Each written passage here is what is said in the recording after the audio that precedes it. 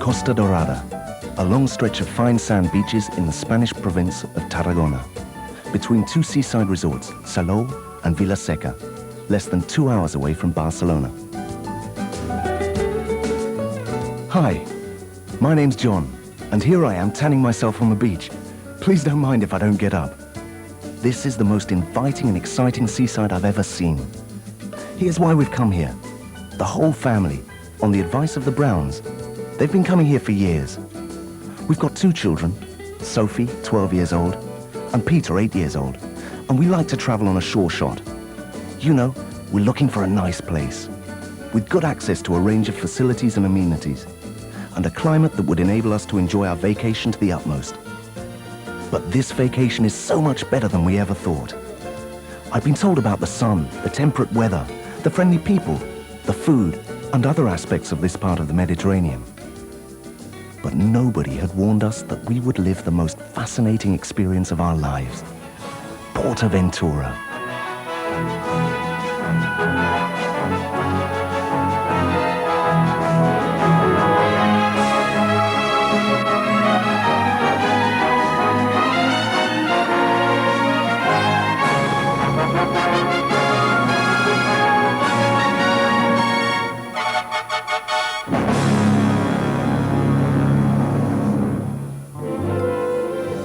We visited PortAventura with our friends. Getting there's easy. It's well signposted and easy to reach. The day before, they hadn't told us much, just that we should be prepared for a very special day. At 10 o'clock in the morning, opening time, we were already at the gates, not willing to miss a single minute. Admittance isn't at all expensive, and it includes access to all the rides and shows. PortAventura is one of the biggest theme parks in Europe. You'll find 5 different worlds within it. Turn of the century Mediterranean, exotic Polynesia, ancient China, mysterious and magical Mexico, and the Far West and its legendary pioneers. A group of traditional giants and masks welcome you. There are visitors of every age and nationality, and the expectation we all share is easily seen as we cross the threshold.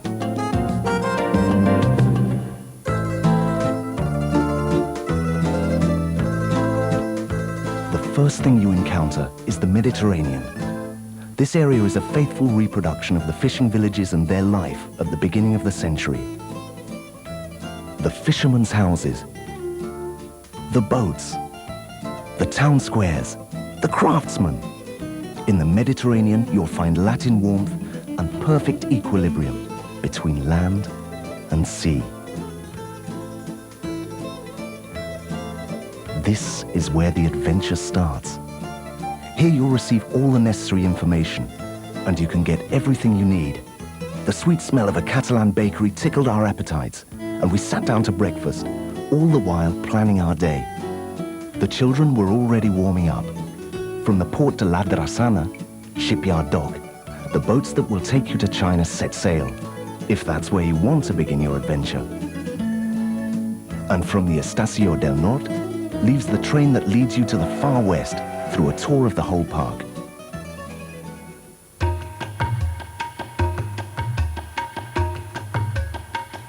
However, we decided to begin our adventure in Polynesia.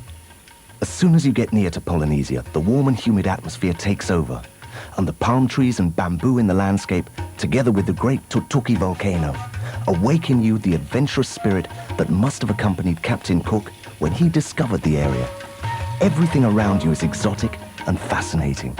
This would be our first taste of the great rides.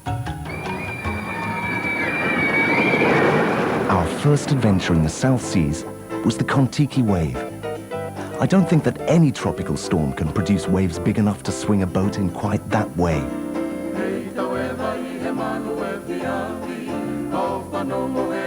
Once you begin, there's no stopping.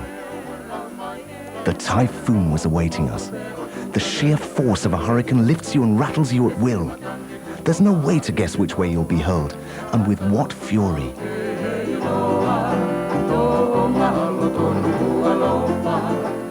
The sun was beating down, and we deserved a nice, refreshing tropical fruit drink. It was a necessary break before facing the Tutuki Splash. It's a descent down the slope of a volcano on a boat. What madness! A rumbling descent that ends with a splendid drenching. Seldom have I seen Sophie and Peter so overjoyed, and my wife so soaking wet.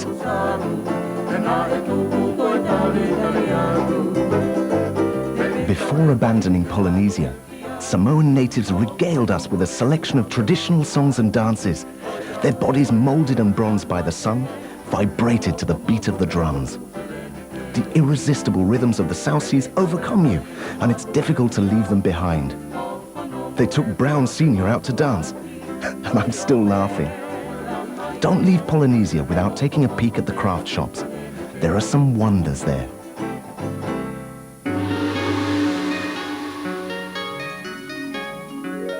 China was the next stop in our adventure.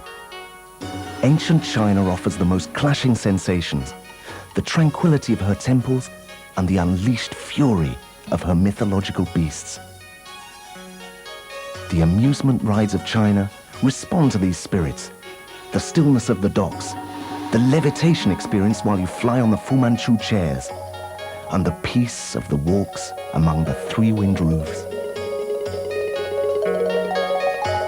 And all the while, you keep glancing out of the corner of your eye at the monumental structure of the park's star attraction, the Dragon Khan.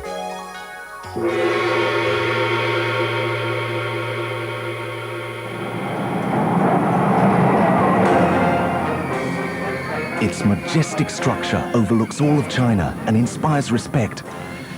I've never been a brave person, but I promised myself that I'd get on it. It was a personal challenge. To visit PortAventura without getting on the Dragon Khan would keep you from experiencing sensations that you'll not find in any other park in Europe. 8 loops and 110 kilometers per hour descent that releases in seconds all the stress that you've accumulated during the year. Sophie forced us to sit in the very first row of seats. It was like a trip on the tip of a lash. At the end of the ride, I felt a sensation of immense plenitude. I think I enjoyed it even more than my daughter. I'd ridden the Dragon Khan. It's a wild attraction. During the trip, they take a photograph that you can keep. I'll show it at work. Neil Armstrong went to the moon. I rode the Dragon Khan.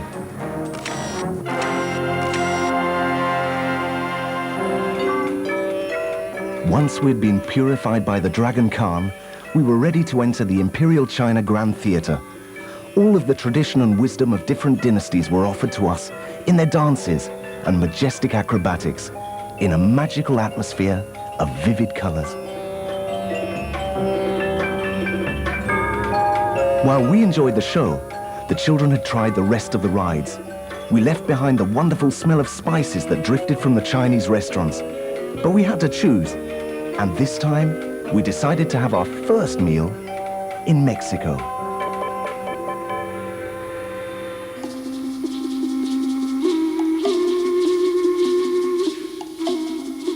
To me, Mexico has been a real surprise. Once you enter it, you can't fail to notice the huge expanse of it all, and the electric atmosphere provided by the different cultures that meet there. From the Mayan mysteries to the way of life of the last revolutionaries. We arrived a little before 2 o'clock, a good time to eat. The Browns had told us about this type of food, tasty and strong, but we hadn't tried it yet. We took a walk and then went into the cantina, and to the accompaniment of some excellent mariachis, we enjoyed the typical dishes. Nachos, chili con carne. It's quite different from what we eat at home, but very tasty. And one song after another. Cucurucucu. You leave the cantina in high spirits, and you keep running into Mexican folklore in the street. There are also metal and glass workshops. A lot of rides inspired in strange magic animals, plumed serpents, toothed eagles, the spawn of ancient legends. All of them are more spectacular than they seem to the naked eye. I specifically recommend the Chacmol and Pacal's Throne, the highest summit in the park.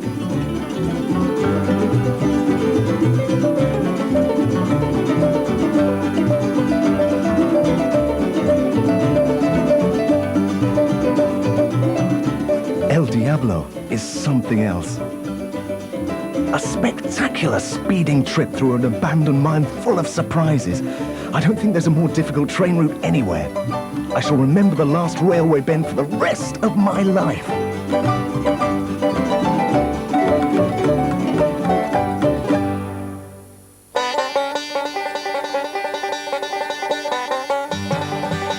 Mid-afternoon is a good time to get to the far west. It's a trip to the past, to the age of the pioneers. From the very first moment you step onto the sand of Penitence's Main Street, you live 1,001 scenes you have seen in cowboy movies. My grandfather would have been struck speechless if he'd seen anything like this. He was a big fan of the Zane Grey novels. The scenes are meticulously detailed.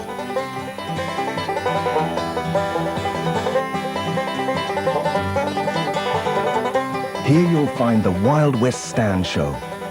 Imagine life in a lawless town. The lady, the cowboy, the sheriff, the bad guys, the fall from the horse.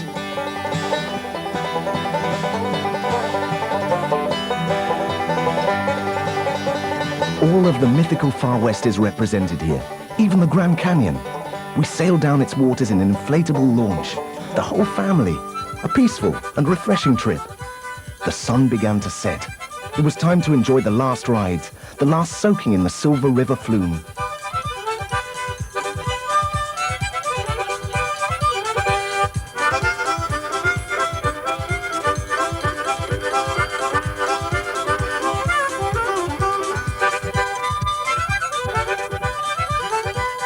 If it were up to the younger ones, the adventure would never end.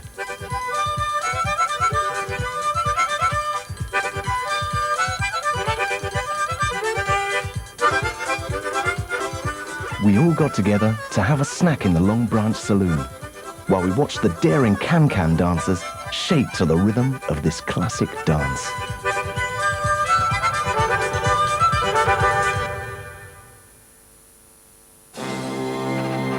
The adventure was drawing to a close. We took the train to the Mediterranean. It was beginning to get dark. Time flies in there. As a matter of fact, in summer it's open till 12.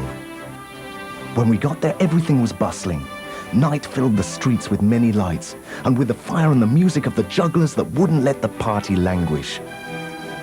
With a nostalgic smile, we left PortAventura. When we said goodbye to the Browns, we couldn't thank them enough for introducing us to PortAventura. I promised my wife that we'd come back some other evening, just the two of us, to dine in one of the magnificent restaurants we were leaving behind, and maybe to ride on the Dragon Khan again. We would do it on a night ticket, which is very inexpensive.